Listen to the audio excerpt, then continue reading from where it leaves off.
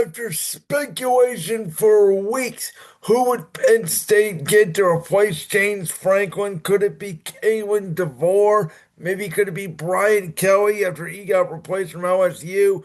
Why at National Recruiting Day are they falling behind and they don't have a coach yet?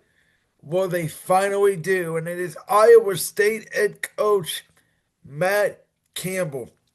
Oh, this guy, his name has been in the coaching ranks in college football for a long time. He was even rumored for some NFL jobs at some point. But it ended up being that he stayed at Iowa State. This guy is a real culture guy. He's a recruiter.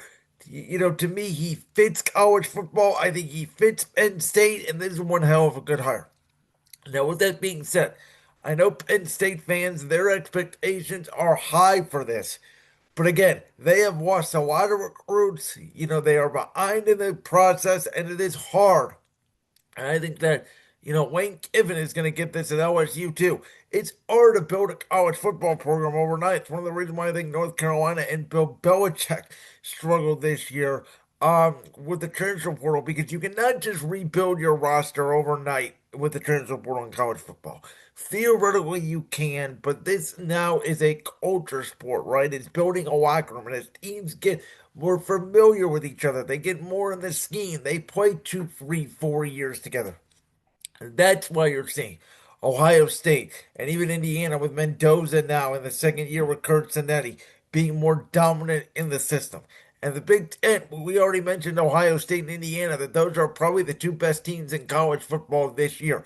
We just saw them play in the Big Ten championship game this past weekend.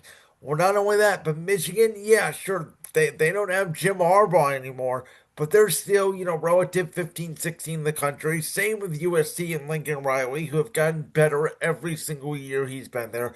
Obviously, Oregon with Dane Lanning and what they've been able to do with either Dylan Gabriel or Dante Moore, whoever the quarterback is going to be next year, they're always in the thick of things.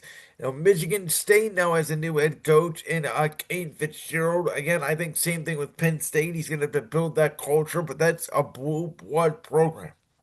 And so James Franklin could not win the big one. James Franklin was a good coach. He's not a great coach. James Franklin isn't necessarily an alpha. And Matt Campbell is an alpha. We know people want Matt Campbell. They're going to run through a wall for Matt Campbell. I think it's a very good hire for Penn State, but I think it's going to take time. And so if I'm a Penn State fan, I would lower your expectations. I think if this team won 6, 7 games, maybe snuck into a bowl game next year, that would be good enough. Or they could easily be 4-8, 4-9. Matt Campbell may want to completely rebuild this thing. But don't run Matt Campbell out of town. He's a good football coach. He's shown that he can build things. I mean, he took Iowa State from an irrelevant program to a relevant program. And Penn State is a relevant program when James Franklin was there. But since he hasn't been there, they've been one of the worst teams in college football this year. They no longer have been relevant until now Matt Campbell comes aboard.